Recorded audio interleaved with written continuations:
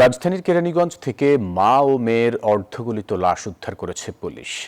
গত মাসে একই দিনে মা ও মেয়ে নিখোঁজ হলে থানায় সাধারণ ডায়েরি করা হয়।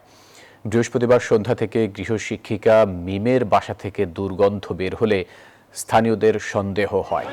পুলিশকে খবর দিলে পুলিশ মিমের ঘর তল্লাশি করে খাটের নিচে রোকেয়ার এবং বাথরুমের হল ছাদ থেকে শিশু ফাতেমার লাশ উদ্ধার করে। এই ঘটনায় 4 জনকে গ্রেপ্তার করেছে কেরানীগঞ্জ মডেল থানা পুলিশ।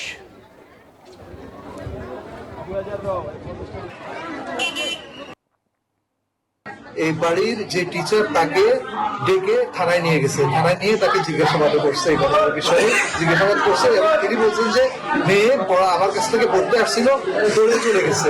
আবার আপনার সিসিটিভি ফুটেজে দেখলাম ওই তারিখে মেয়ে যে চলে গেছে সেটা সিসিটিভিতে আছে। আপনি চলে যাওয়ার পরে আবার যে মেয়ে কখন আসছে সেই জিনিসটা আর পরবর্তী অবস্থায়